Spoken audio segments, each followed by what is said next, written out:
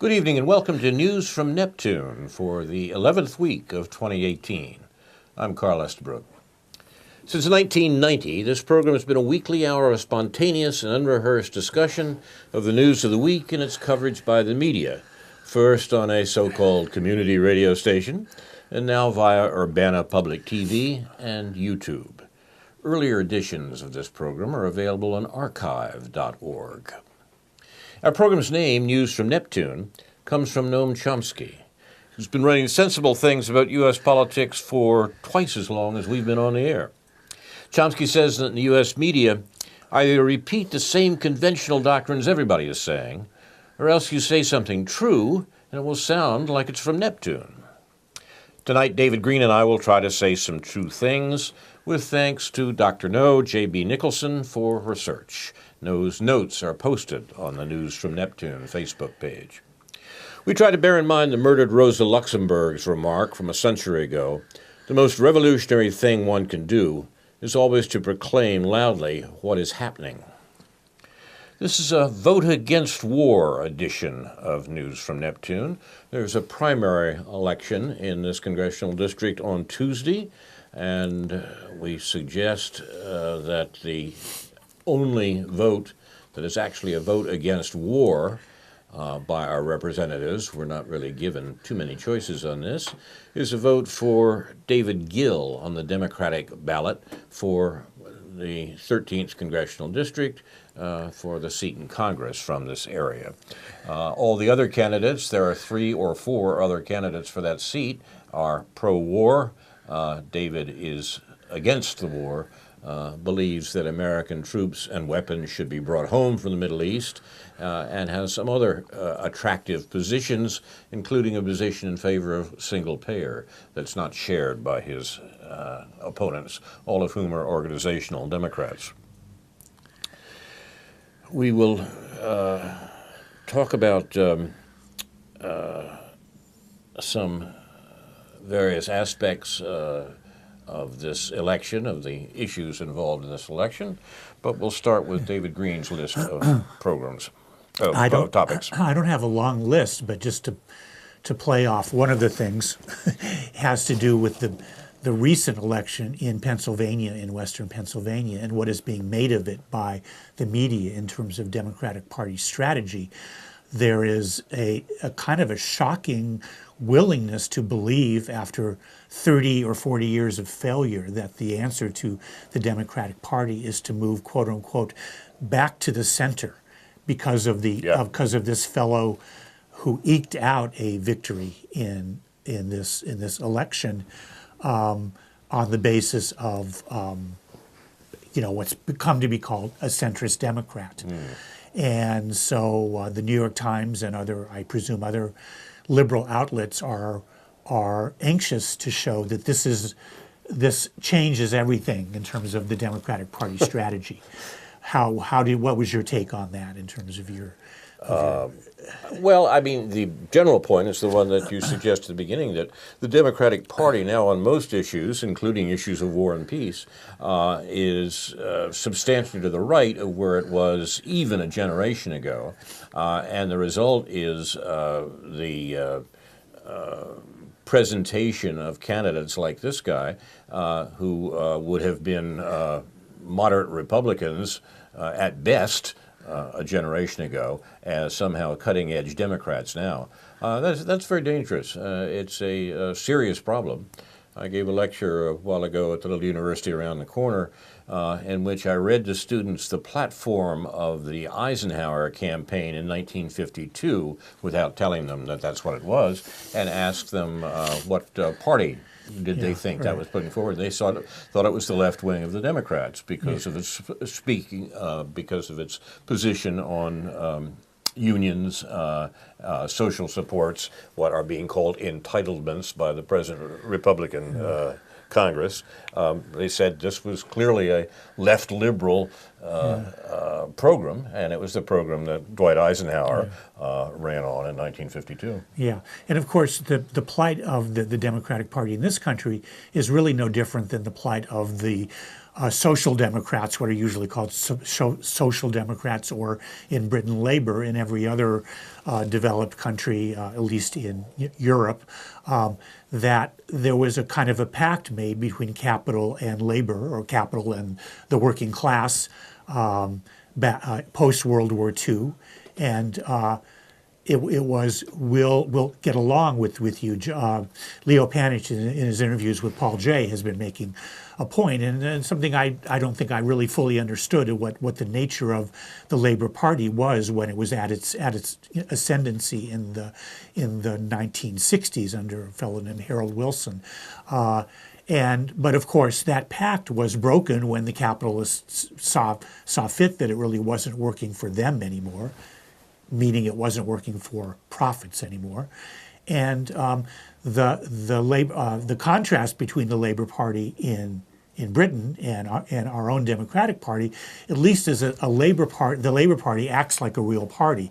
It's a membership-based party, and it has a bottom-up aspect to it. And this bottom-up aspect to it is what has brought Jeremy Corbyn into play. But still facing the real obstacles of what it means, or what it has meant, and what it should mean to be a genuinely working class party in terms of challenging capital and challenging the idea that the point of being liberal or democratic or social democratic is for labor to kind of get along with capital, to kind of compromise with capital. It's not clear that there's ever going to be a time where that's going to work again in this globalized economy, in this neoliberal context. The English model, or the British model, is worthwhile for Americans to think about, because there are similarities, but as you suggest, quite remarkable differences in the last 2 generations and more of political life in Britain and the U.S. It was brought home again in the recent Academy Awards, where a movie that made a hero of Winston Churchill was given an Academy Award. Winston Churchill, who is treated in America as the winner of the Second World War, which is amazing, of course, because the Second World War in Europe was won by Russia, not by Britain. And the figure of Winston Churchill is more accurately perceived, even in Europe, as the racist warmonger that he actually was.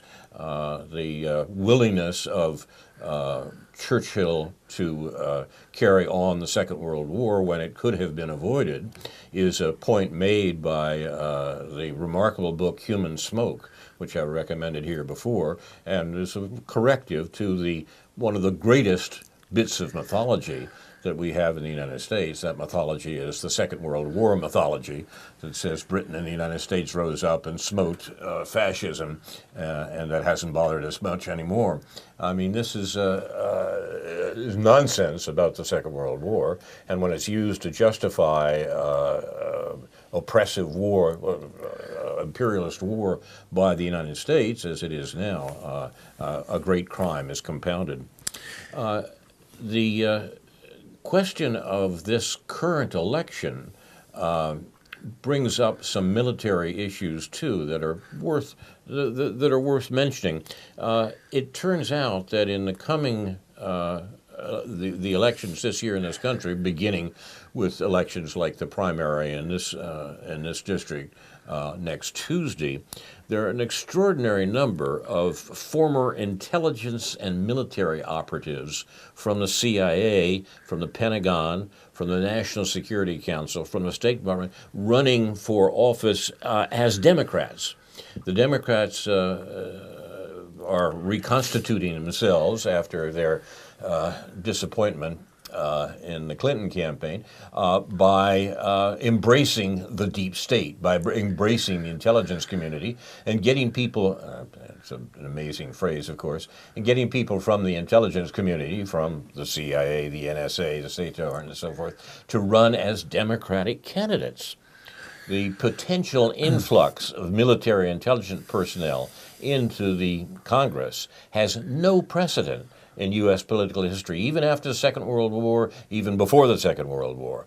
This is a conscious choice by the Democratic Party across the country, and that Democratic Party is conditioning the candidates who you will have a chance to choose amongst beginning next week. If the Democrats capture a majority in the House of Representatives in November, which they have a possibility of doing, candidates drawn from the military intelligence apparatus will comprise as many as half of the new Democratic members of Congress.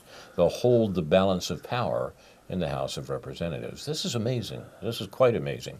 We have an example of that. I mentioned David Gill, the anti-war candidate running in the Democratic primary on Tuesday.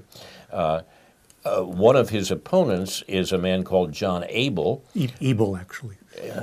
He's not able. He's evil. Huh? Right. Ebel. Okay. Well, that's too easy, isn't it? Yeah. Okay. He's not able. He's evil. John Ebel, who's running for the Democratic nomination for Congress in this district, and he is not. He is an example of this military intelligence group that Democrats are foisting upon the electorate. He brags about his service, and inverted commas, in naval intelligence, and once again the jokes are too easy.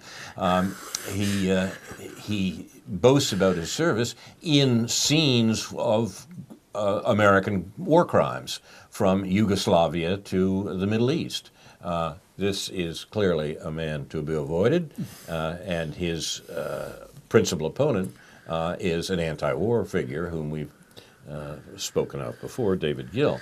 And, with, at the same time, of course, enormous pressure on women, on sort of liberal feminist women, to vote for the quote-unquote liberal feminist woman who is running in this race, who apparently is one of the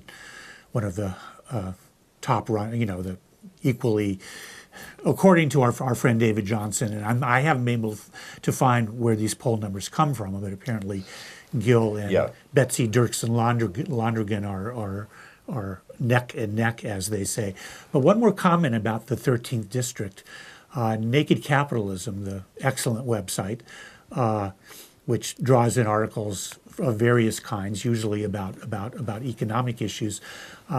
They've drawn on some research to look at the allegedly competitive districts that might switch to from Republican to Democrat in this election in November.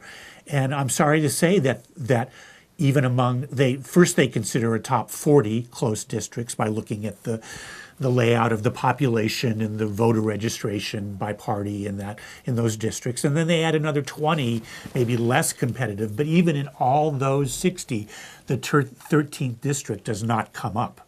Mm-hmm. It does not come up as a competitive district, even though it was gerrymandered.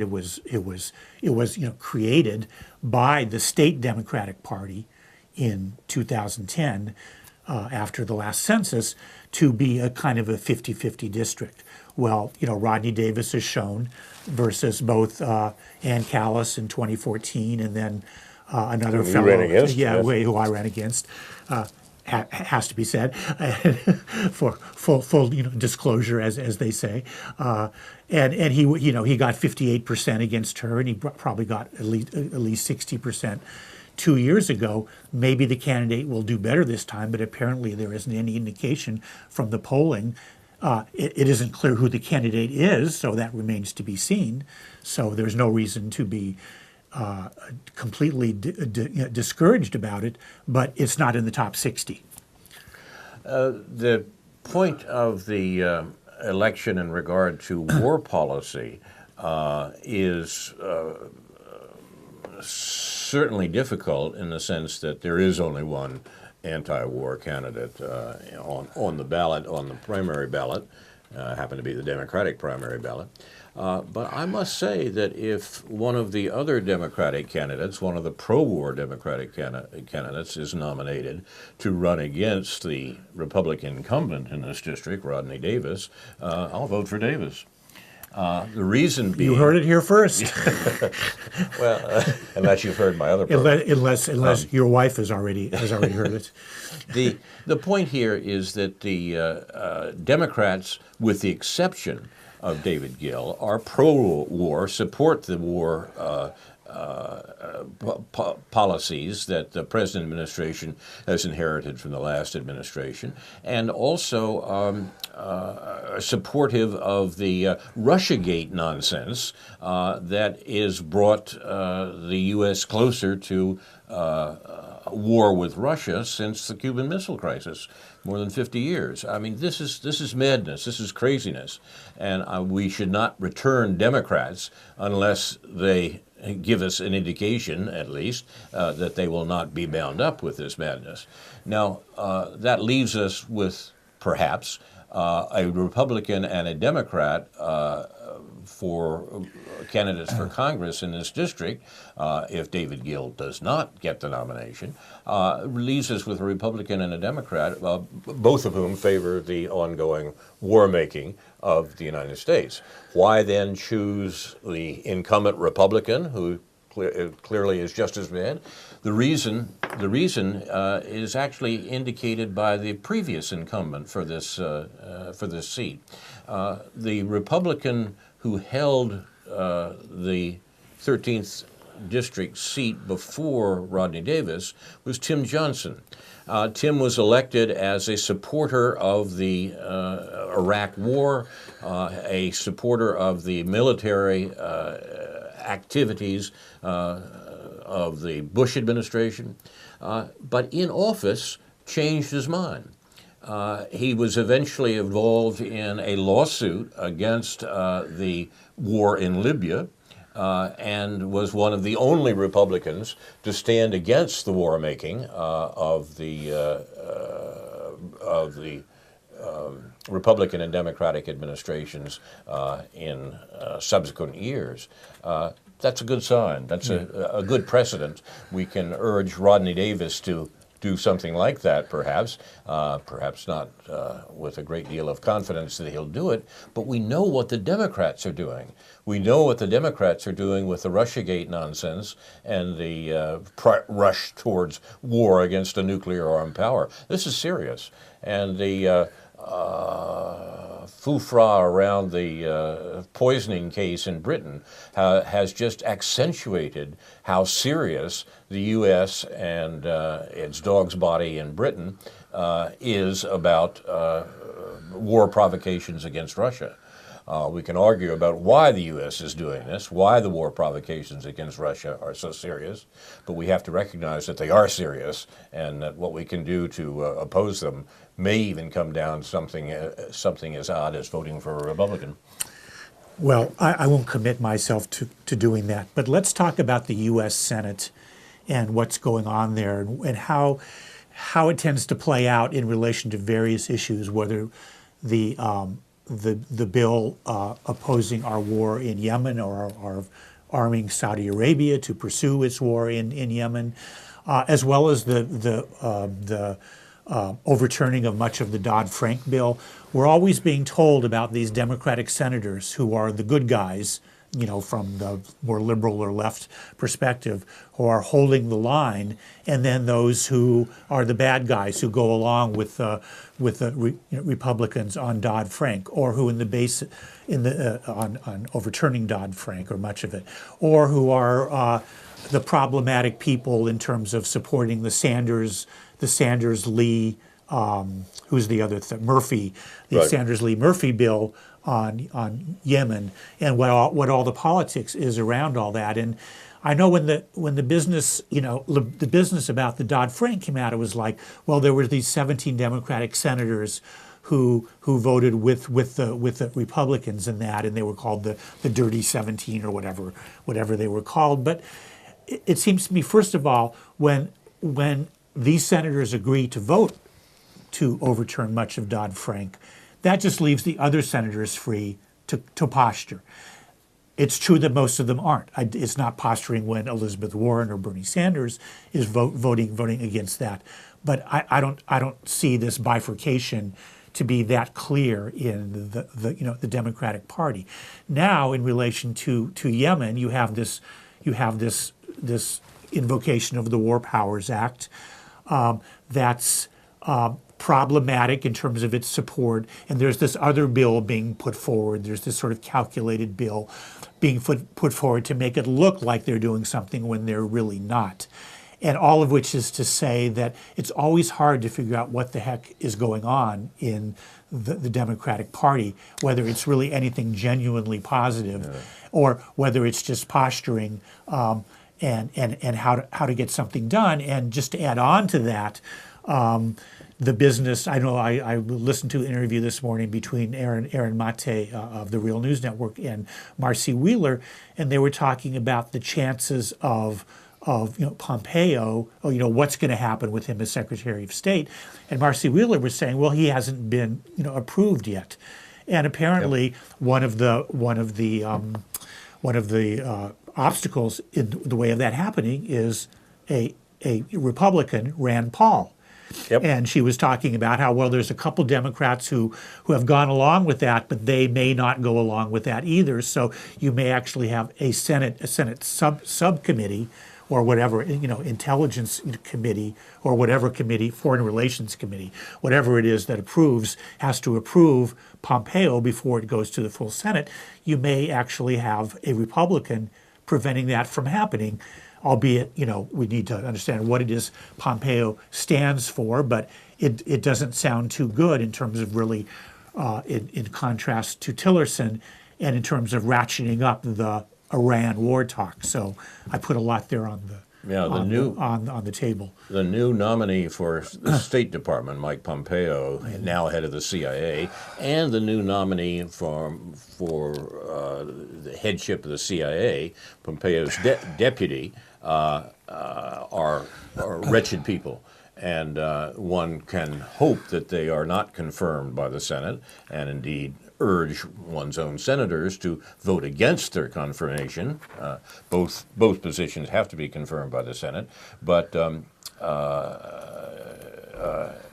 Gina Haslip, the new head of the CIA, the newly nominated head of the CIA, is a straight-on torturer who would be arrested in Europe on charges of torture were she to go there.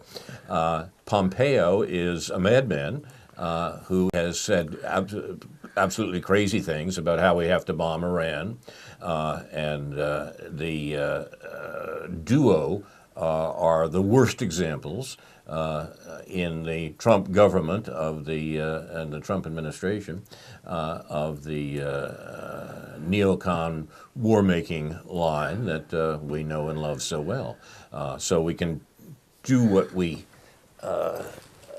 can to make sure that they're not confirmed for state and the CIA, but the question is open as to whether there's any chance of actually stopping them, even if Rand Paul is on our side.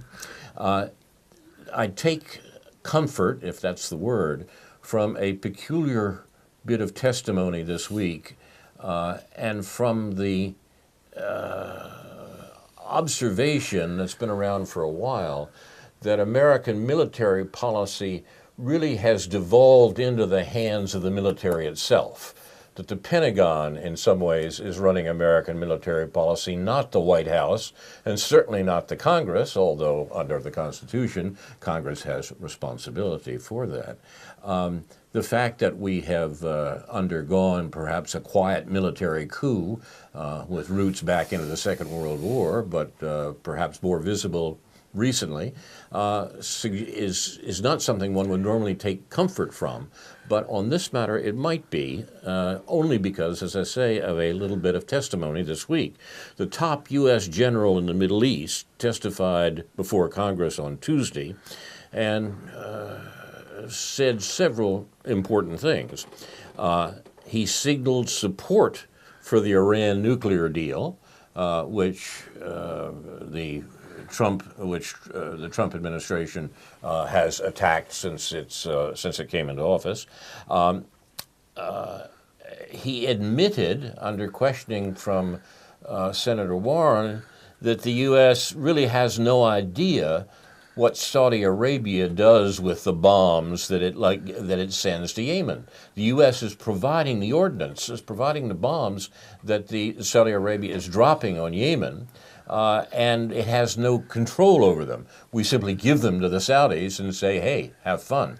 What the fun, of course, has killed thousands of people and caused an epidemic and starvation in Yemen. And the third thing he said was that it's clear that President Assad has won the so-called Syrian civil war, that the Obama administration initiated campaign to remove President Assad from the presidency of Syria has failed. That's quite remarkable. This was General Joseph Votel. Votel is the head of the what the U.S. military calls Central Command. The U.S. military divides the world up into regions run by its procurators, its local authorities. There's a good word for that. Proconsul? Yes, exactly. It's proconsuls. It's military proconsuls. Roman history comes to the rescue. That's the one I was looking for. The proconsul, the American proconsul in the Middle East, that is the head of Central Command, is Joseph Votel.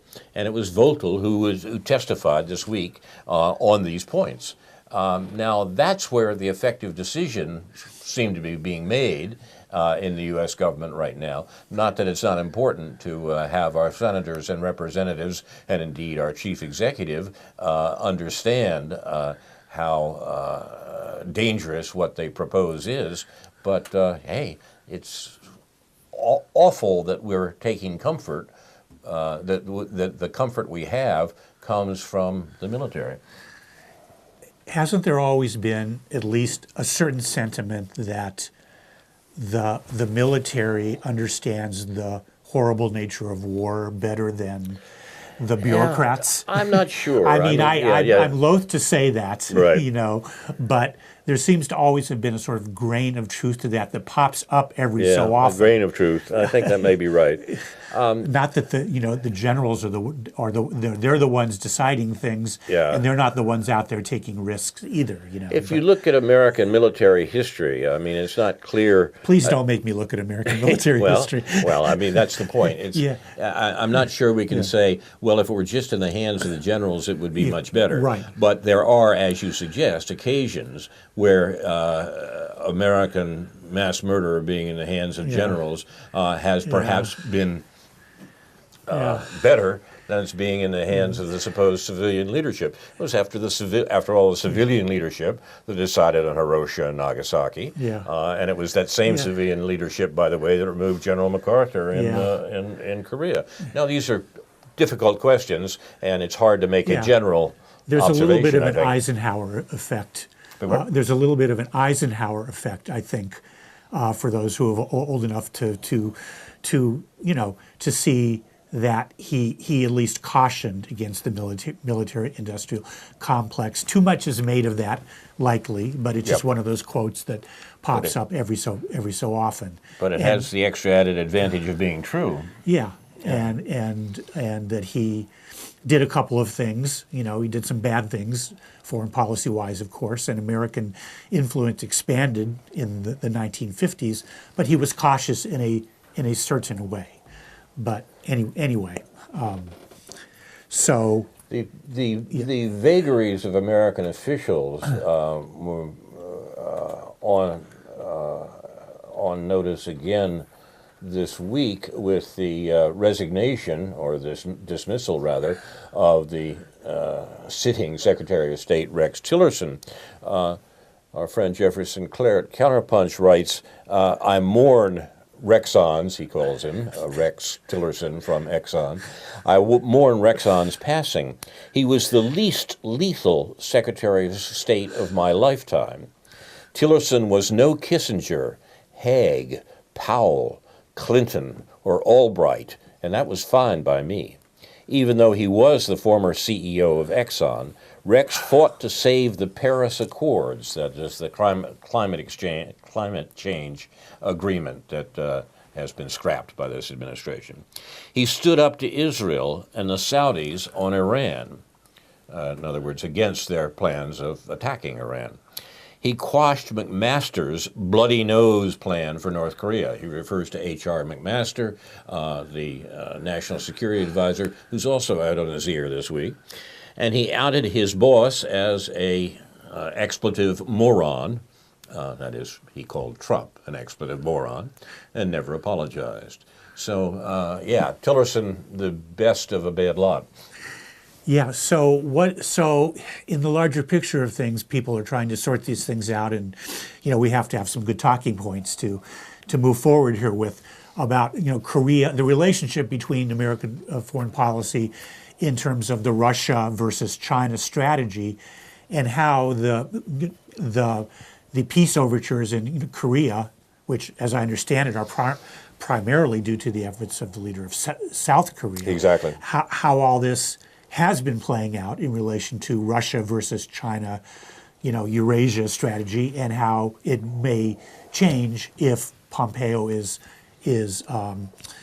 confirmed as Secretary of State, and all the other dominoes fall that apparently might fall in terms of who's in Trump's inner circle, and so forth. I've been suggesting for a while, you've heard it before, yes, I have. A long view on this matter. I mean a really long view. I've suggested noticing that American foreign policy really has an overarching continuity that goes back more than a century. And that continuity is based on the fact that American foreign policy, since the end of the 19th century, since America was moving to exploit East Asia and the worldwide trade that was organized from the United States, since that time, the U.S. has opposed the establishment of any sort of authority in Asia that was organized enough to keep the United States from exploiting Asia. The Open Door Memorandum of 1899 is one of the clearest statements of this, as I say, and it predates the 20th century. The U.S. was saying that no power, European or Asian, would be allowed to dominate the economy of Asia in a way that would prevent the United States from exploiting Asia. It's as clear as that. Now, that principle has remained true for more than a century, and if you think about it, it's obvious that that was the principle that brought the U.S. and Japan into conflict in the Second World War. The greater East Asia co-prosperity sphere that Japan meant to establish was seen as excluding the United States by the United States, and the U.S. was not going to accept that. The U.S. government was not going to accept that, and the result was the Second World War in the Pacific. Now, given that, the seriousness of that commitment, if you like, by the United States, you can see a good bit of contemporary foreign policy in that mode. Now, an interesting debate has developed since the Second World War, or more importantly, since the success of the Chinese Revolution, as to how the U.S. should apply this principle to what Zbigniew Brzezinski called our peer competitors, our equal opponents. The peer competitors he had in mind were China and Russia, or the Soviet Union when he was writing about it. The idea that the American foreign policy establishment split on which was the greater threat, China or Russia, or more precisely, which one should be cultivated in order to oppose the other.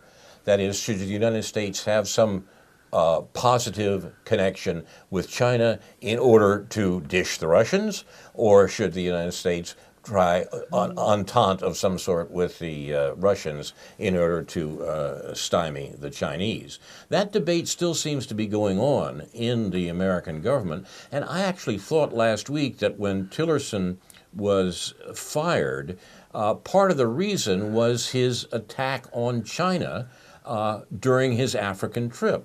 As Tillerson traveled through Africa 2 weeks ago, he constantly complained about the Chinese economic activities in Asia, which he saw as opposing the American interests in Africa, American economic interests in Africa, just as the open door policymakers did in the 19th century. At the same time, the Trump administration is suddenly trying to make nice with the Chinese on the Korean matter.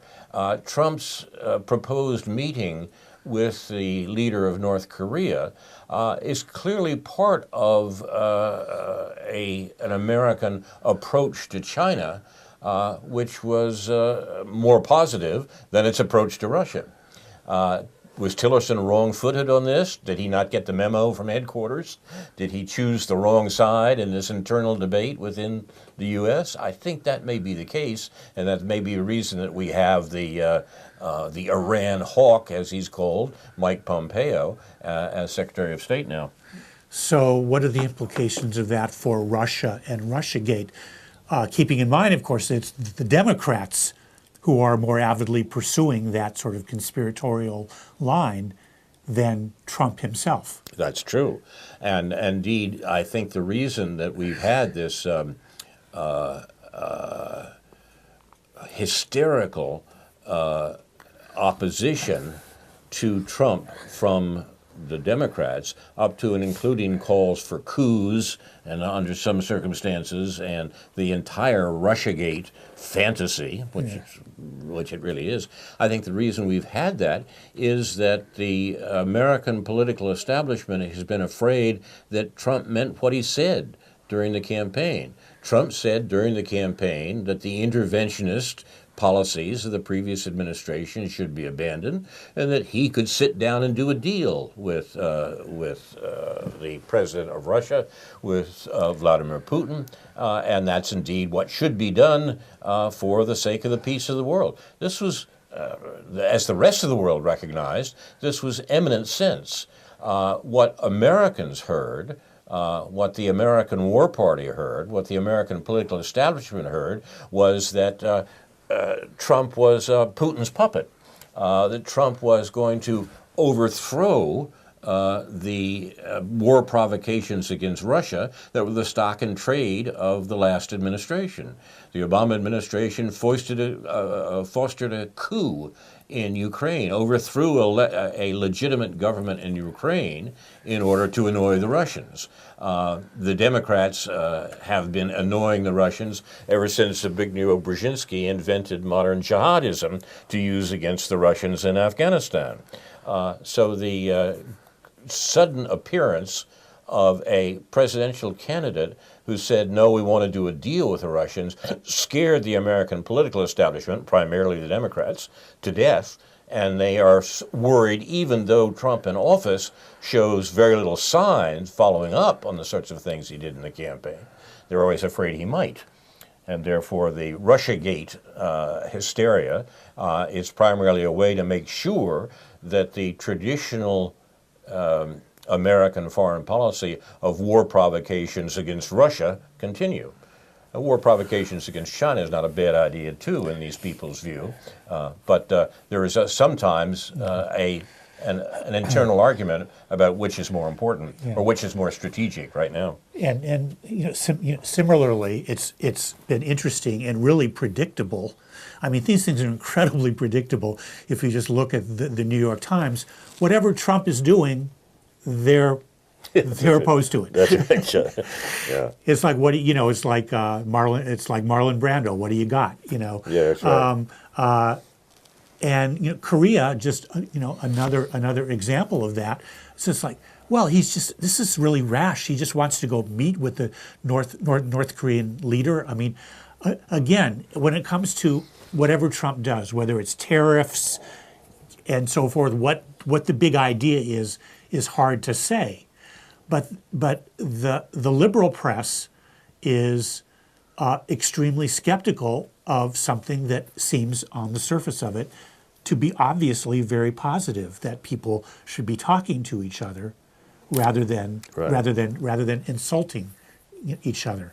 So Did you make any particular thing of that regarding the response in terms of the fact that Trump has said that he wants to meet, that it might actually happen, and what the response has been to that? I think in some ways the most important recent event in this area is not so much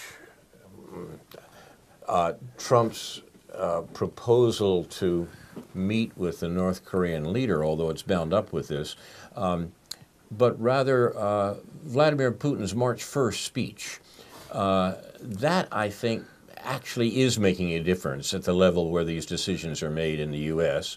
And I don't think it's been very accurately interpreted, certainly not very accurately presented, not accurately presented at all in mainstream media. On the 1st of March, President Putin gave the equivalent of a State of the Union speech, State of the Russian Federation speech, in which he talked about the economic and other progress that was being made in Russia, and then turned his attention in the last half of the speech to Russian defense, Russian weaponry. And he described a set of Russian advances in weaponry that were meant to stymie the attempt by the American government, by the last administration and the one before it particularly, to establish a first strike capability against Russia. What the United States did by withdrawing from the anti-ballistic missile treaty in 2002 was begin to set up a system of defense, missile defense, with installations in Europe and in Asia that were supposed to stop the possibility of so-called mutually assured destruction. That is the notion that if Russia or the United States were to attack the other with nuclear weapons, the response with nuclear weapons would manage the destruction of both countries. It was suggested, and there's a good deal of reason for the suggestion, that the U.S. in this century has been working very hard to make sure that that wouldn't happen by establishing a system of defense that would prevent a Russian nuclear response to an American first strike. And what Putin said on the 1st of March was, you can't do it. It's not possible. If you attack Russia, we will respond with you attack Russia with nuclear weapons, we will respond with nuclear weapons, and your ABM system, your anti-ballistic missile system, won't work because of developments that we've made in nuclear weapons. That was never very clearly expressed in the American news, that was what Putin was saying. That was what Putin did say. But it looks like the American military believes it. Tonight's program has become remarkable analysis of the American military and what they're thinking and doing. That may be right. Yeah, as if we know. But but it seems to me that on this matter, the Putin's statement is purposely misinterpreted to the American people by the media, and that what he's actually said is that there's been a change in the balance of power such that the American drive for a first strike capacity against Russia is now frustrated. It can't happen. It won't happen. And if the U.S. initiates a nuclear war, a nuclear attack against Russia, the result will indeed be mutually assured destruction. And this is very serious indeed, as the U.S. hysterically ramps up its anti-Russian talk, and the Democrats are the primary architects, if that's the word, of this destruction. So, from a perhaps simplistic and naive perspective, let me just poke at this a little bit. China is this economic colossus that now has a GDP in real terms similar to ours. Obviously, it's not GDP per capita because they have 4 times as many people, but they have our GDP. They're powerful. They're going into Africa, as you said. They have this one belt, one road thing going on. They have all these plans for how they're going to get their oil and so on and so forth. But we trade with them. We manufacture in China. They buy our treasury bonds. They buy our bonds. So the American ruling class, and they don't pose a military threat. Nobody hears you never hear anything about the Chinese army. Maybe I missed something. Well, I actually when. When Hillary Clinton was Secretary of State, of course, the Chinese military threat was hyped in the South China Sea, right? But this is another American lie, basically. But it seems like the interest, just the calculated interest of the ruling class in this country, is to pick on Russia rather than on China. We need China, and Russia is a much more obvious threat. Historically, seeing Russia as a threat resonates with the population of this country, and they pose their own economic threat in terms of their relationships with Europe and their energy resources and so forth. But so what we're seeing here is that our ruling class has to choose to pick on one or the other, but not both. And that the trend is to pick on Russia. That may be true, and that seems to me that is, as I say, largely tactical in the sense that the U.S. wants to oppose both, in the sense to the extent that that each one is an economic competitor of the United States. But it's thought that divide and conquer is the proper approach. That the U.S. should make nice with one of these peer competitors in order to dish the other peer competitor. The big problem, of course, is that the understanding, the association between Russia and China has grown apace because of the hostility of the United States. So the American attempts to divide them may not be very successful, but the American foreign policy establishment differs on which one should be favored in order to further that division. So other than the British, in terms of the British brouhaha over the poisoning and all that, what is the British interest in demonizing Russia, other than just doing whatever we're doing? As they did under Blair. What is their interest in making such a big deal? I mean, if people were poisoned, that's awful, of course. I'm not saying that's a good thing. But the manner in which this is played out to, and Jeremy Corbyn has responded to it by, of all things, asking for actual evidence that this is true. Right. And of course, he's being derided, for doing that. So. What is the Brit? But what are Britain's interest in relation to that and the way Brexit's playing out? I think you're right to combine them. What Brexit is doing, that is the protracted British withdrawal from the European Union. What that's doing is forcing Britain even more into the arms of the United States.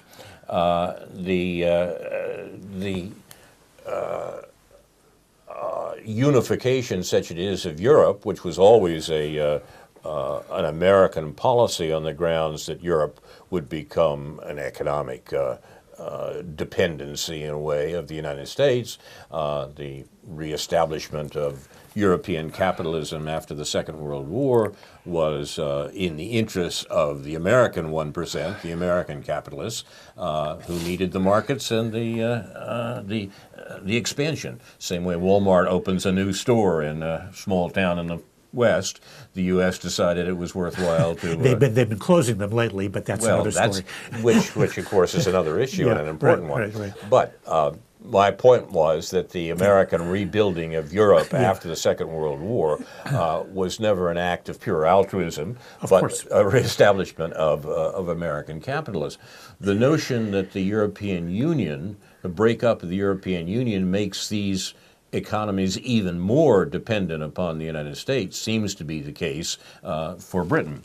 and that the British hostility to Russia mirrors Russiagate, and for some of the same reasons. There are other things, too, here having to do with the competition in a revised Europe between Britain and Russia.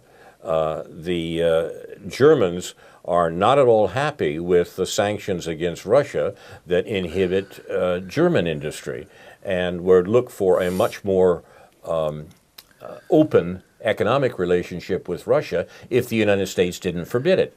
That open economic relationship with Russia is easier if Europe is unified. The breakup of Europe, including the abstraction of the UK, makes the readjustment of the relations with Russia that much harder. Yeah. Do you think, here's an unfair question, but do you think that after World War II and the Marshall Plan and all the things that went into rebuilding Europe, do you think that that our leaders, our planners, foresaw Germany becoming the power, becoming basically the central economic power in Europe? I mean, could they have missed that? Absolutely, no. Not only did they foresee it, they had planned for it. Yeah. The sort of what's called grand area planning, as you Yeah. know, Yeah. which was the planning that was being done in U.S. political circles before Pearl Harbor, was planning for a world that the U.S. a post-war world that the U.S. would dominate, but that part of the domination would be the control of the largest economy in Europe, which of course was Germany. So, I mean, it was European domination never, put it another way, there was in fact a proposal in American circles contrary to the sort of grand area planning during the Second World War, when it became clear that the Germany was going to be defeated. The U.S. said, okay, if the Russians have managed to defeat Germany, let's turn Europe back into a pastoral economy. Let's destroy German industry entirely, or rather what they actually meant to do was let's pack up German industry and take it to someplace else that we can control more easily, like France, and then turn Germany into a farm. That was a major plan in the last days of the Roosevelt administration under the name of the Morgenthau Plan. So the U.S. economic planning for Europe, has always involved a German component, so to speak. And after the Second World War, the reconstitution of Germany as an American client was a principal part of what the U.S. was doing, and we did it, we said, of course, to defend Europe against the threat of Russia. Thank goodness for the threat of Russia, or we wouldn't have the same reason to reorganize Germany in our image and likeness. Yeah. Well, it seems Germany just never quite does what it's supposed to do, does it?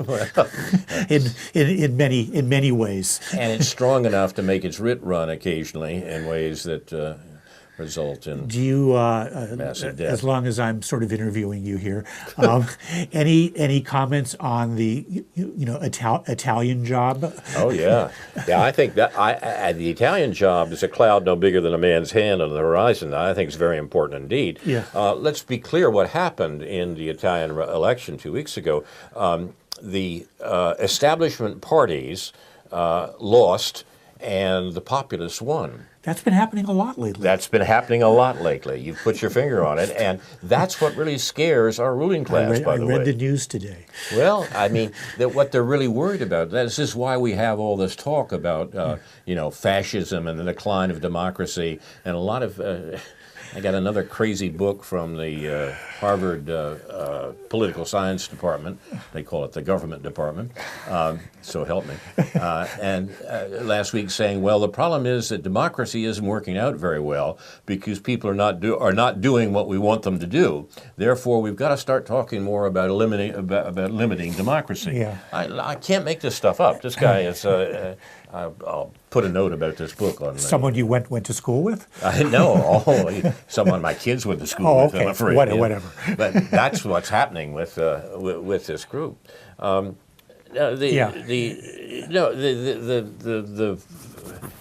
The fear in the American ruling class right now is not of fascists in Charlottesville. The fear of the American ruling class is of populism. Populism understood as everything from the Sanders campaign to the Trump campaign to Brexit to the Le Pen campaign and to what's happened in the Italian election last week. Two outside parties won the election. La Lega, what used to be called the Lega Nord, the Northern League, won in the north, and the Five Star Movement won in the south. Both of these are new parties, and they are populist parties in a sense that needs to be understood better. They are parties that dished the center-right and the center-left and established the possibility of a populist impulse into whatever government emerges in Italy. This is happening all over, and it's scaring the ruling class to death. And we talk about it in terms that divide the various populist groups into right and left groups, where right and left are becoming less and less useful terms of analysis. What we're talking about here are popular parties that challenge the rule and control of the 1%. The 1% know that, and they have to make sure that that's described to us in other terms. Because to say what's actually happening, as Rosa Luxemburg suggests, is very dangerous to the powers that be. Yeah, but as long as we've got the Southern Poverty Law Center to map out the world for us and decide, which is a reference to a little brouhaha, a little obscure brouhaha in terms of their posting an article that was critical of those who allegedly support the Red-Brown Alliance and that socialists are really aligning with fascists and so forth, and that's been going down for the last few days in our little corner of the media world. Much ado about nothing, really, but symptomatic. Yeah. Exactly, I think that's right. Yeah. If you're interested in following any of that obscure skein, consciously and purposely obscure, I mean, they don't want to let you know what they're talking about, eh? I can recommend the Facebook page for News from Neptune, and also the Facebook page for our friends in the group Aware of Champaign-Urbana, but where these issues are discussed at length. But central and important to that is the debate about Syria and where American policy towards Syria is going, because that's what's kind of shadowing all this, although we allegedly have lost the war in Syria and the Russians have won. But the U.S. government is clearly, by the U.S. government here, I mean, of course, the Pentagon, is clearly pursuing Plan B, as they call it. Plan B is an occupation of enough of Syria that control in the Middle East will not be in the hands of the legitimate government of Syria, but in the hands of the United States and its, quote, allies, close quote, notably Israel and Saudi Arabia. There's the story is not over by any means, although the U.S. has given up for the moment its plan for actually overthrowing the government in Damascus. It'll just take away all their land. You've been watching News from Neptune for the 11th week of 2018. Presented by Carl Estabrook and David Green, produced and directed by Jason Liggett and Ethan Young and Andrew Scholarly. This has been a vote against war in the March 20th primary edition that urges a vote for the only anti-war candidate in Tuesday's primary on the Democratic ballot, David Gill, who is on the Democratic ballot. And happy St. Patrick's Day, everyone. Yes. Our thanks to our research director, Dr. No, J.B. Nicholson, the third man on News from Neptune. Those notes are posted on the Facebook page for News from Neptune. Inshallah, next week, we will be back next week in a new edition of News from Neptune to remind you, in the words of Edward de Vere, what's past is prologue, what to come in yours and my discharge. In the meantime, confusion to our enemies, and a good night to you.